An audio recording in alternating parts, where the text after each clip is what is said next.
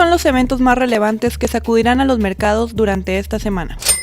Suspensión en Estados Unidos. Mientras que las negociaciones fiscales siguen sin llegar a resultados concretos, un estudio de Morgan Stanley Investors a que el 47% de los encuestados prevé que la suspensión dure más de una semana. Al mismo tiempo, especialistas del sector privado indican que el desacuerdo no es un buen augurio para las negociaciones del techo de deuda, que será alcanzado el 17 de octubre. Volatilidad en el peso.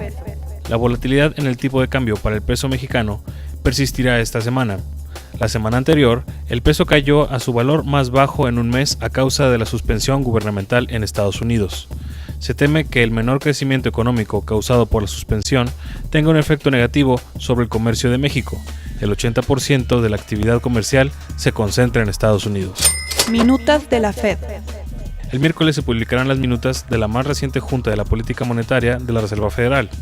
El documento podrá aportar más información a los mercados sobre el razonamiento detrás de la sorpresiva decisión de no recortar el estímulo monetario en septiembre e ilustrar cuando prevé la Fed proceder con la reducción en su programa de compra de activos. Oposición a reformas.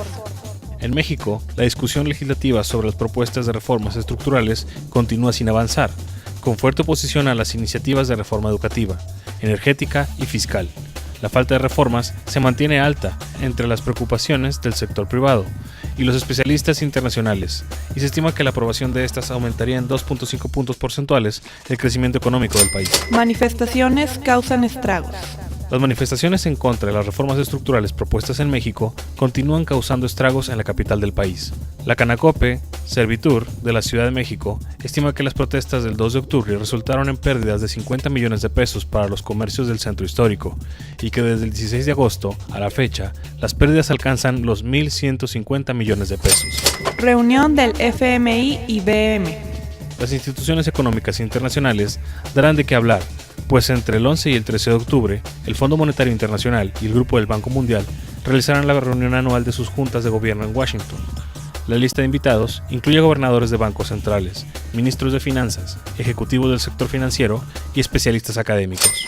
Acuerdos de la PEC.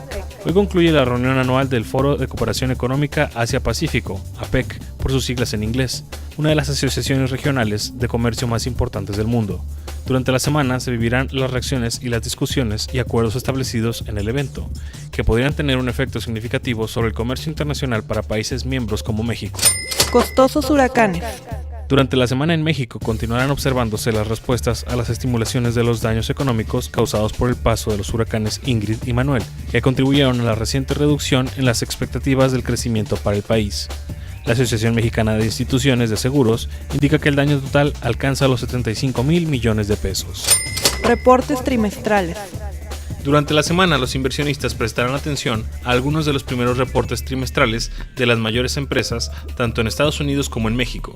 Se espera que compañías como JP Morgan Chase, Alcoa y Wells Fargo se encuentren entre las primeras en publicar sus resultados. Coalición en Alemania. Después de haber ganado las elecciones federales alemanas, el gobierno de la canciller alemana, Angela Merkel, ha iniciado las discusiones para formar una coalición parlamentaria que le permite gobernar. Durante la semana continuará la especulación sobre la formación de un gobierno de coalición entre la Unión Cristiana Demócrata y la oposición del Partido Socialdemócrata.